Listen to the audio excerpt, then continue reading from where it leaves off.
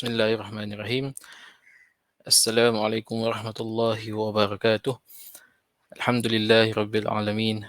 Salatu wassalamu ala asyrafil anbiya'i wal mursalin wa ala alihi wa sahbihi ajma'in. Qala rabbi shrah li sadri wa yassir li amri wa hlul 'uqdatam min lisani yafqahu qawli, amma ba'd. Baiklah, alhamdulillah kita ucapkan rasa syukur kepada Allah SWT kerana kita dapat teruskan lagi untuk siri yang keempat. Episod yang keempat, bacaan mukadimah kitab Tarikh Ad-Daulah Al-Aliyah Al-Uthmaniyah karangan Muhammad Farid Bik.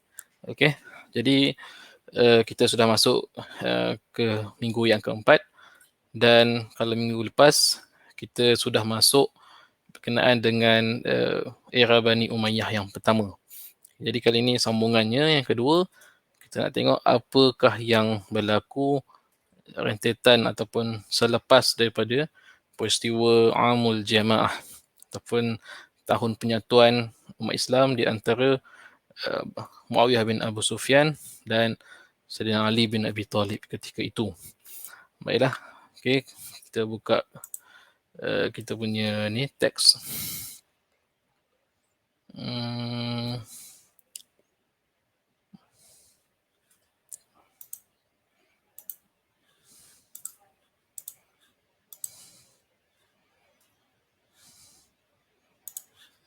Okey.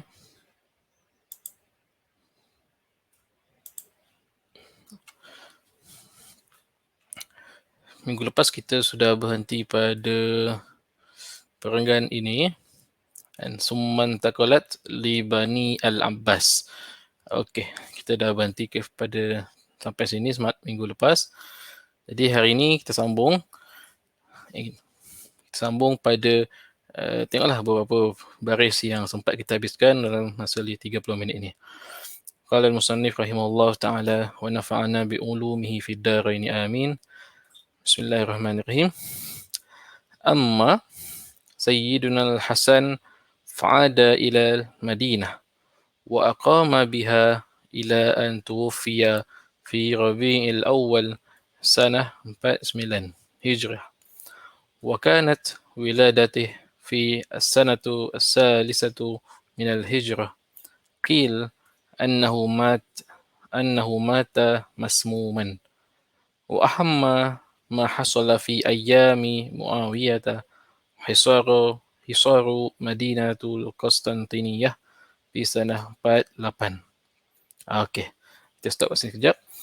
Jadi kita nak lihat apakah yang berlaku setelah Sayyidina Hasan meletakkan jawatan ataupun turun ataupun melepaskan jawatan kekhalifahan kepada Sayyidina Muawiyah bin Abi Sufyan. Jadi setelah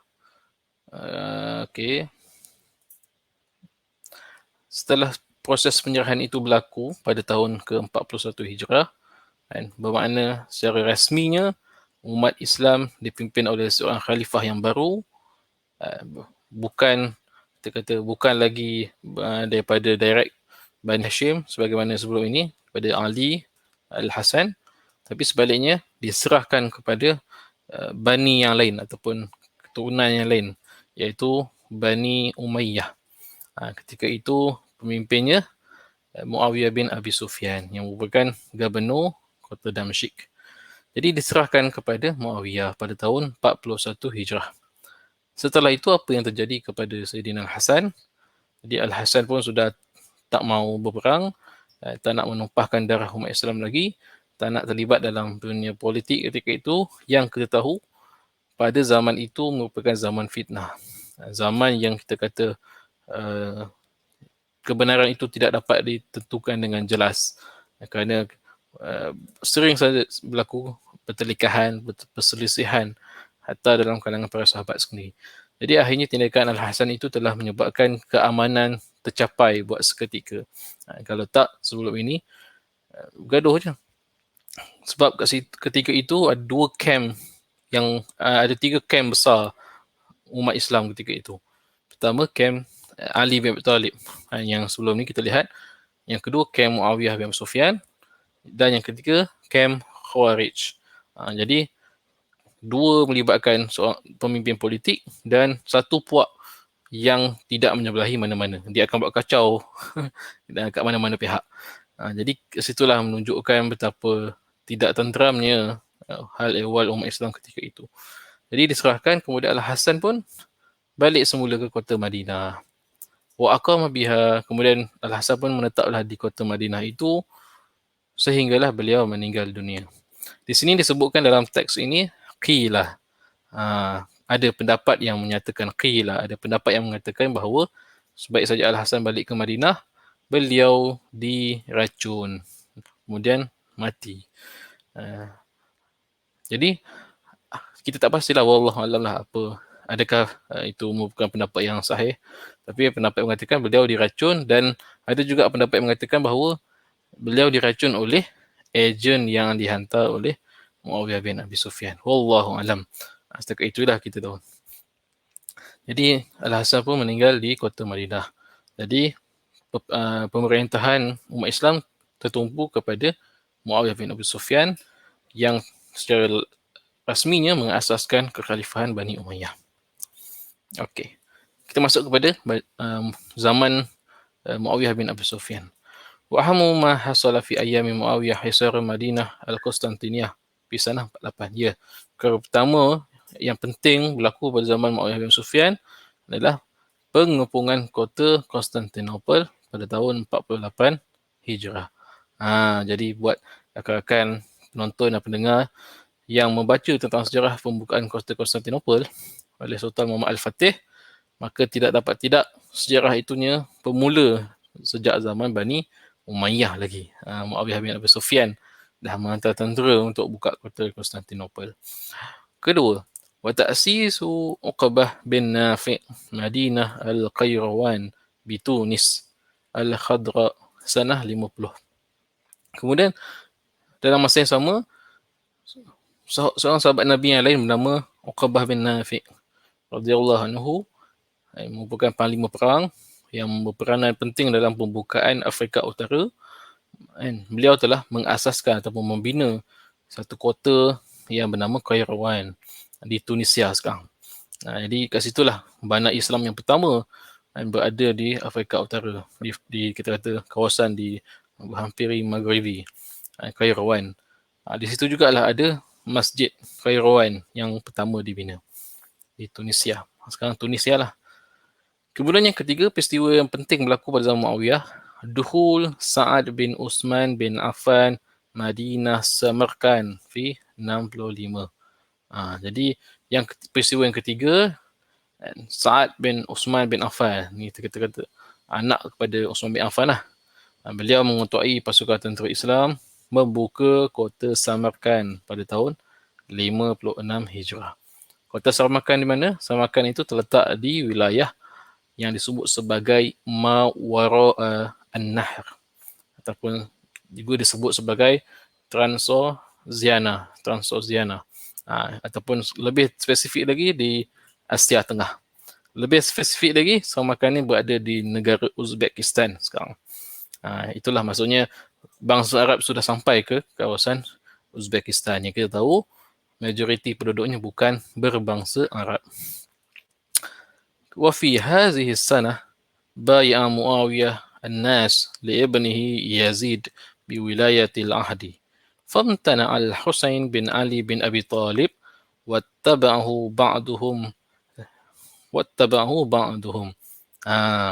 Jadi pada tahun 58 Hijrah juga berlaku peristiwa yang dikatakan yang mencetuskan lagi huru-hara ataupun ketidaktenteraman dalam kalangan umat Islam adalah tindakan Muawiyah bin Abi Sufyan menamakan ataupun melantik secara rasminya Waliul Ahd ataupun disebut sebagai pewaris takhta, ataupun sekarang ni pewaris takhta juga disebut sebagai putera mahkota, ataupun kita senang faham Waliul Ahd ni adalah tindakan seorang khalifah yang masih hidup menamakan penggantinya.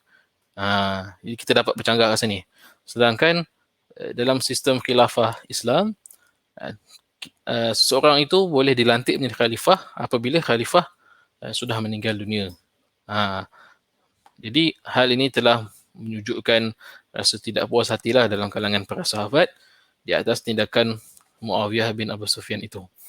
Jadi sepatutnya dalam perjanjian antara Al-Hasan dan Muawiyah itu dinyatakan persetujuan untuk diserahkan jawatan ataupun keputusan memilih khalifah itu kepada umat Islam. Itu perjanjian antara Muawiyah dengan Al-Hasan. Tetapi yang berlaku sebaliknya. Apa puncanya? Wallahu alam. Kita tak dapat nak ada macam-macam pendapat lah. Jadi kita tidak bolehlah menghukum para sahabat radhiyallahu anhum. Cuma kita dapat melihat bahawa pasti ada sebab musabab yang menyebabkan Muawiyah itu melakukan tindakan yang sedemikian. Jadi wallahu alam lah dari segi kalau ikutkan perjanjiannya, asalnya memang kena serahkan pada umat Islam. Dan apa yang saya boleh lihat ataupun saya kongsikan kat sini, ketika itu kita dapat lihat macam yang saya sebutkan sebelum ini, dan proksi ataupun pengaruh Khalifah Ali bin Abi Thalib itu sudah melemah dari awal lagi. Bermakna kalau umat Islam, kalau jawatan Khalifah itu diserahkan kepada umat Islam sekalipun, barangkali mungkin akan menjadi pemilihan Khalifah itu di pihak yang tidak kuat. Wallahualam, kita pun tidak pastikan sebab ketika itu Muawiyah itu memang memiliki pengaruh yang sangat kuat di dunia Islam. Jadi kalau dibayangkan daripada seorang pemimpin kuat, kemudian dibincang secara syura, kemudian terpilih khalifah yang tidak memiliki pengaruh, mungkin akan menimbulkan satu masalah juga. Itu dari segi kita boleh nilai lah. Tapi Wallahualam, hakikat sebenarnya kita tak dapat nak putuskan. Kita cuma baca je lah kan. Kita nak tengok apa yang berlaku. Kemudian ketika itulah terjadinya peristiwa yang besar sekali lagi, di mana melibatkan pembunuhan ataupun perang saudara antara umat Islam sekali lagi, iaitu pada ketika mana walama bui'a li Yazidin ba'da mauti abihi asarra al-Husain ala imtina'ih wa sara min al-Madinah ila al-Kufah li muharabati al-Yazid faltaqa bi askarihi fil موضع المعروف بكربلاء وقتل الحسين في يوم 10 Muharram sanah 61 وبقي عبد الله بن الزبير بمكة ممتنعا عن المبايعة Yazid. Jadi bila secara rasminya Yazid bin Muawiyah dibai'ah menjadi khalifah Bani Umayyah yang kedua, maka timbullah rasa tidak puas hati di pihak kita kata penyokong Ali bin Abi Thalib yang diwarisi oleh anaknya yang kedua, Al-Husain. Jadi Al-Husain ni menjadi ketua lah pada pengikut yang menyokong kem Ali sebelum ini. Jadi atas desakan pengikut Al-Husain yang ketika itu tak mahu menerima pembai'ah ataupun pembai'atan Yazid, maka pengikut-pengikut Al-Husain ni mendesak beliau untuk pergi menentang, pergi berhadapan dengan tentera Yazid. Jadi mereka pun bergeraklah daripada Madinah menuju ke Kufah. Dalam perjalanan nak ke Kufah itu, beliau telah diserang ataupun telah bertemu dengan pasukan Yazid di satu tempat namanya Karbala. Dari situlah asal muasal peristiwa yang sangat penting dalam masyarakat ataupun komuniti Syiah, dan mereka meratapi pemergian Al-Husain dalam peristiwa inilah bertepatan pada tarikh 10 Muharram. Jadi 10 Muharram setiap tahun mereka akan menyambut ratapan tersebut, akan bersedih atas pemergian ataupun kesyahidan Al-Husain bin Ali bin Abi Thalib. Ketika itu pada tahun 61 Hijrah. Jadi kita dapat lihat bermula daripada Ali bin Abi Thalib dan Muawiyah bin Abi Sufyan. Kemudian diganti pula Al-Hasan bin Ali. Kemudian diganti pula Al-Husain bin Ali. Kemudian setelah Al-Husain bin Ali syahid, meninggal dunia, Khalifah Muawiyah pun sudah meninggal dunia, digantikan dengan Yazid. Maka muncullah kita kata konflik yang baru, melibatkan orang yang baru juga, iaitu di antara pemerintah kedua Bani Umayyah, Yazid bin Muawiyah, dengan penyokong ataupun proksi kepada penyokong Ali bin Abi Talib, iaitu Abdullah bin Az-Zubair bin Al-Awwam di Mekah. Jadi kalau kita dapat simpulkan, kalau kita dapat rumuskan, ketika itu kumpulan penentang Bani Umayyah ataupun yang tidak menerima Bani Umayyah ini berpusat di Madinah, yang ketika itu dipimpin oleh Al-Husain. Di Mekah dipimpin oleh Abdullah bin Az-Zubair, dan di Iraq. Jadi 3 kawasan ni yang menolak pembaiatan Khalifah Bani Umayyah. Kita kata Yazid bin Muawiyah. Jadi setelah Al-Husain syahid, maka perjuangan diteruskan oleh seorang lagi anak kepada sahabat Nabi SAW, Abdullah bin Az-Zubair bin Al-Awwam, yang berpusat di Mekah. Okey. وبقي عبد الله بن الزبير بمكة ممتنعا عن مبايعة يزيد. ثم اتفق أهل المدينة في سنة 4 على خلق يزيد فخلعوه وطردوا نائبه فأرسل يزيد مسلم بن عقبة فهاربه ودخل المدينة عنوة وأباها لعسكره 3 أيام يفعلون بأهلها ما يشاءون من القتل ونهب وحتك. Masya Allah. Jadi setelah berlakunya, setelah Abdullah bin Zubair mengisytiharkan penentangan beliau kepada Yazid bin Muawiyah, maka penduduk Hijaz, kat situ disebutkan penduduk Madinah sendiri. Penduduk Madinah bertindak menghalau, kita kata, pegawai yang dilantik oleh Yazid itu daripada kota Madinah. Halau. Semua kroni-kroni kaki tangan Bani Umayyah semua dihalau semua dari kota Madinah. Nak menunjukkan mereka ini menentang. Disebabkan itu, Yazid bin Muawiyah menghantar pasukan tenteranya yang diketuai oleh Muslim bin Uqbah. Jadi Muslim bin Uqbah ni mengetuai pasukan Yazid menuju ke kota Madinah. Jadi inilah berlaku kisah hitam dalam sejarah umat Islam, bila umat Islam sendiri yang menjarah kota umat Islam sendiri. Apatah lagi Madinah Al-Munawwarah. Jadi mereka datang ke kota Madinah, pasukan tentu itu datang, jadi Muslim bin Uqbah ni beri izin. Kata selama 3 hari, 3 malam, dia bagi izin kat tentera dia untuk buat apa saja yang dia suka kat kota Madinah tu. Masya Allah. Kalau kita bayangkan macam mana kan, kota Nabi sekarang ni, kita pergi tengok cantik apa semua, datang askar, datang tentera buat merompak, membakar, cabur dan sebagainya di kota Madinah. Kita bayangkan. Jadi hal ini telah menyebabkan satu benda yang menjedihkan lah dalam sejarah umat Islam. Jadi setelah itu, ba'da an akarahu sukanul Madinah alal bai'atu Yazid. Jadi mereka akhirnya tunduk, penduduk Madinah terpaksa akur untuk membai'ah kepada Yazid bin Muawiyah.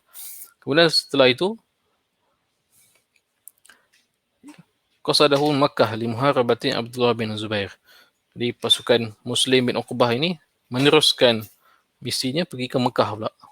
Ni memang kita kata nak, kita kata satu benda memaksa lah.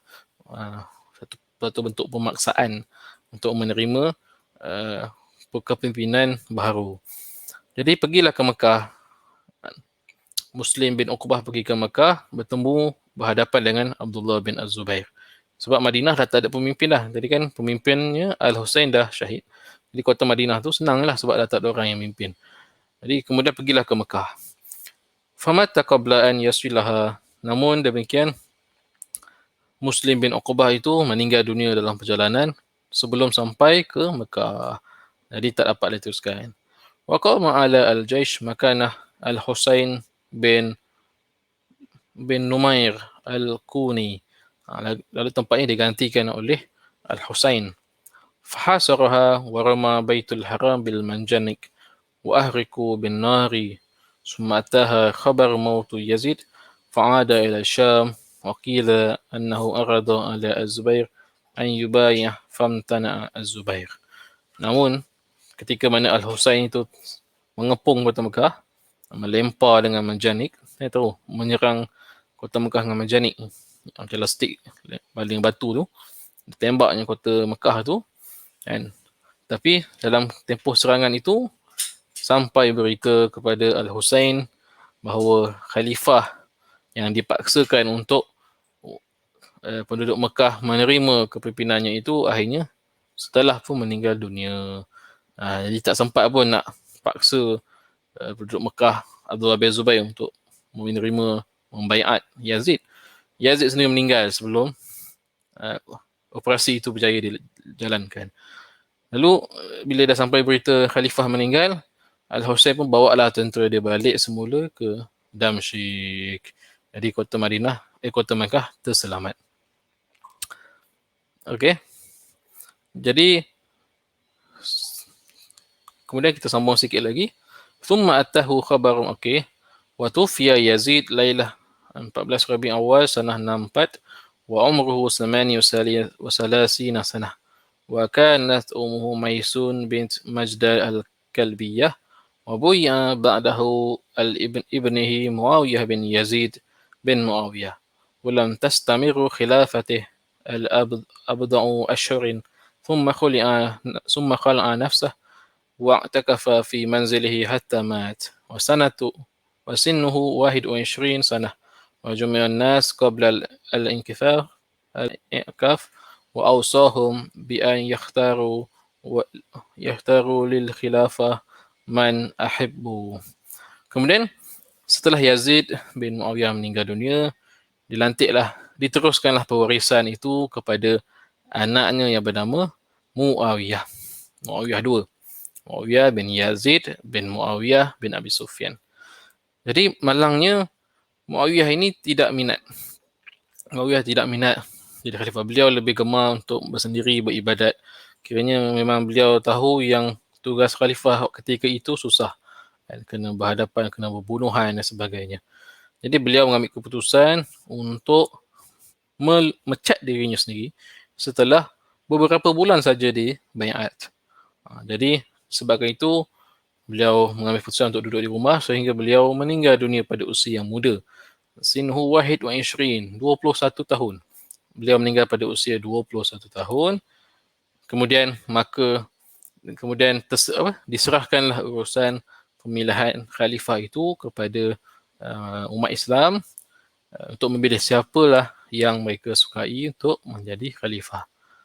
Terdapat satu benda yang kita boleh lihat di sini ketika mana Khalifah Muawiyah bin Abi Sufyan, Yazid bin Muawiyah dan Muawiyah bin Yazid, tiga-tiga orang khalifah ini kalau kita lihat daripada keluarga yang sama, iaitu keluarga Sufyan. Walaupun mereka Bani Umayyah, tapi mereka tidak, kita kata mereka bertiga ini sahaja yang betul-betul dari keturunan Sufyan, maksudnya daripada keturunan Abu Sufyan.